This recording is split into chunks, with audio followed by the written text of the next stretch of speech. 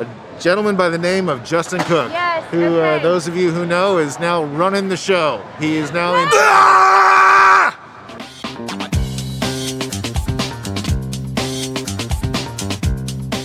Hey there, I'm Elise Bowman. I'm the voice of Pan on Dragon Ball GT, and I am sitting with John Bergmeyer. That's me. That's him. And we are doing a socially distant masked up interview today on Anime Adventures. And of course, this is the show where I bring you interviews with anime voice actors. And we are at KamehaCon 3. KamehaCon 2021. Yes. 2021. It's very exciting. So, since we're at KamehaCon, let's talk Dragon Ball. Okay. Let's talk about the Dragon Ball characters. Let's. Let's do it. Okay. Ready? Okay. Tell me about Tien. What is there to say about Tien? Tien has been part of the Dragon Ball Z crew. Part of the crew from the very beginning in the Dragon Ball days. And he has gone through the entire series and still shows up in Dragon Ball Super, even though he cannot compete with a Super Saiyan. He still hangs around. You can say about Tien, he tries hard. It's hard. I love that. We should all try hard. We So should. there's a lesson in that. That's right. I find Tien very inspiring, is that he's never going to be good enough to keep up with the other guys, but he keeps going anyway. He keeps going. I know. So you have been voicing him for a long time. Yes, very long time. I voiced Tien for the first time in, I guess it would be the year 2000. Oh, the year 2000. In the Wow. future, 2000. It's hard to believe that was 21 years ago Oh, now. that's crazy. Like, who knew? While we're on the subject of Dragon Ball, so you were head writer. I was for a long time, yes. Yeah, I kind of want to hear the story of that coming about. So, if you don't know, Linda Young is his mom, you know, the OG voice of Frieza. So, This is true. Tell us, take us on a journey of how you came to be at Funimation, where you got started, and what that led to. Well, Funimation in 1998, Yeah. that was the year that they transported their production of the Dragon Ball Z dub from Canada to Texas. Right. And that was the year that, all of the Ocean group was recast by the Texas group. In the year 1998, Funimation put an ad in the local paper for open auditions. That's still crazy. I know, that sort of thing just does not happen It does not anymore. happen. Yeah. So they put it out there for open auditions. I mean, they're a very small company and they just wanted to cast a wide net. And they, said, come in and try out for this show, Dragon Ball Z. And no one had ever heard of it at that point. What is this thing? Well, Yeah. my mom, Linda Young, she's been involved in acting for, her entire professional life. Right. She saw this ad. She's like, hey, I'm going to go audition for this show. And for whatever reason, she called it to my attention. And she's like, you should try out for this too. I'm like, but Mom, I don't act. She's like, oh, you'd be good at it. You should try it. I love that. Okay. Like what moms do. Like, come on, you should do this. So I went in for the audition, the open casting, and I did not get a role in that audition. Oh, so you didn't get a role at first. I did not. I auditioned for the parts of, let's see, the sides that I read for. Yeah. I read for Yamcha and Vegeta and Piccolo. Oh, wow. And the person I was auditioning for was a gentleman by the name of Chris Sabat. I've heard of him. Uh-huh. So, needless to say, I did not get the part of Yamcha, Vegeta, or Piccolo. That's so weird. Yeah. But I did meet Chris, and we hit it off, and we realized that we knew a lot of the same people, and so I didn't get a part, but I made a slight impression, on Chris and he on me. Yeah. And so flash forward 1 year, my mom, of course, was cast as Frieza, and she's in there and she's recording, and she learns that there's an opening for an engineer in the studio. I was involved in like music and audio and all that sort of stuff. That is something that I was doing at the time. Yeah. And so my mom says aside to Chris, she's like, "Oh, so you need an engineer? Maybe you should give my son a call." And for whatever reason, he remembered me from the audition, and he's like, "You know what? I should." Wow. So I came home like one night, and there's a message from Chris Sabat on my answering machine. Remember answering machines, anyone? Remember that thing? There's a message on my answering machine from Chris Sabat. He's like, yeah, this is Chris Sabat at Funimation, and we need an engineer, and you should send us a resume. I'm sorry, Chris, for the horrible impersonation. I'll never do it again. So anyway, yeah, so I sent in a resume, and next thing you know, I'm hired as an engineer. That's awesome.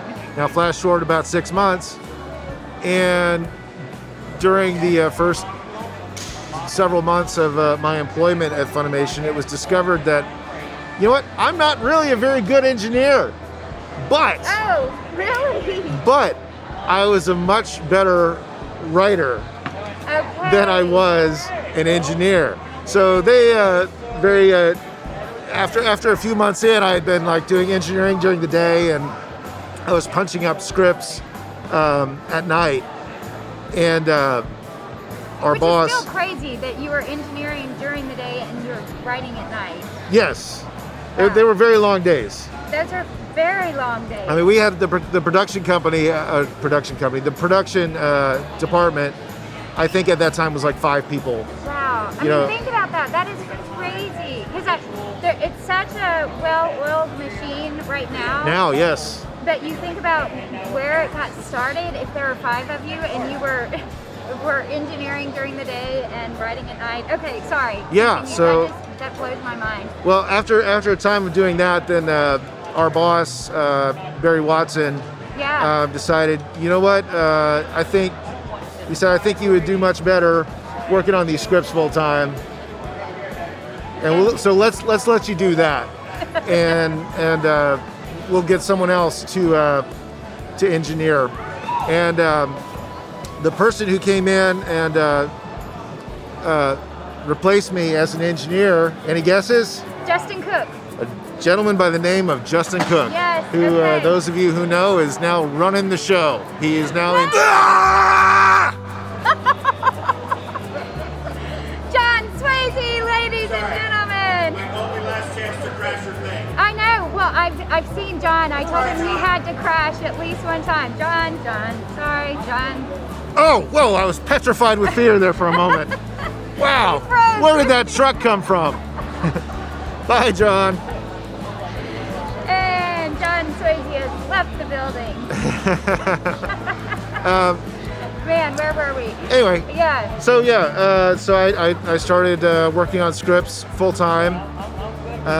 So at first we're working on Dragon Ball Z exclusively, Uh-huh. and then Funimation brings in another show.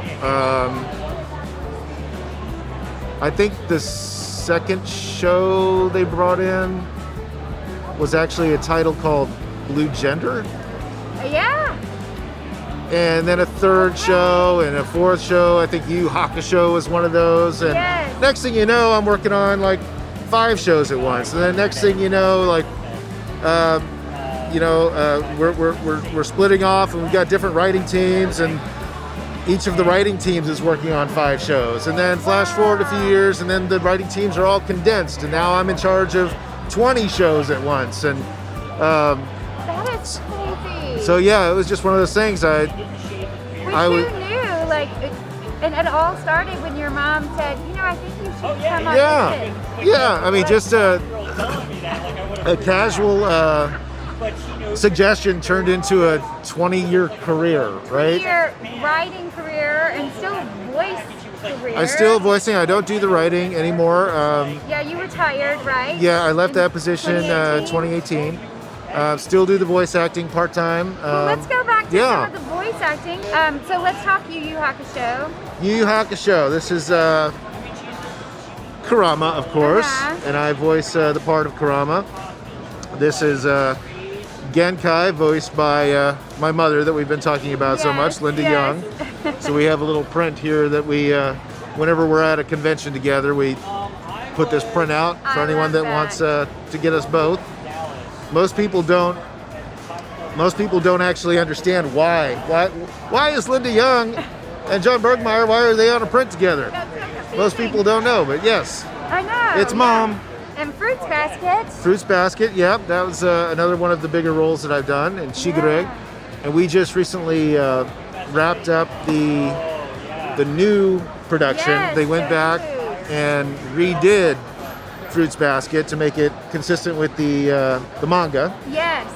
And they actually did it to completion this time. So we just finished the last season 3, I guess it was. Yeah, because I had 2 roles in the original, and then we came back for 1 role in the reboot, a smaller role.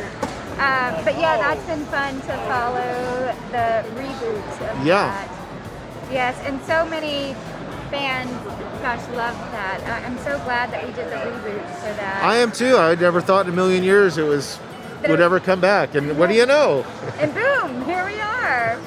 Well, it's so much fun to hear about all your characters, and I just love that story. Well, first of all, that you didn't even want to audition, and then all of a sudden you're head writer and writing for all of these shows. You've been the engineer, you've voiced all of these characters, so this is really great. Thank you for joining me. And then what I like to do, have you pick a character voice, say goodbye to Anime Adventures to everybody, and I will imitate you.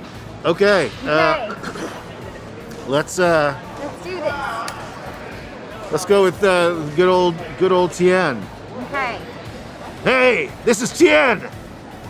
Goodbye, Anime Adventures. Okay. Hey, this is Tien. Goodbye, Anime Adventures. That didn't sound like it at all. Thank you so much. Bye, everybody. Thank Bye. you.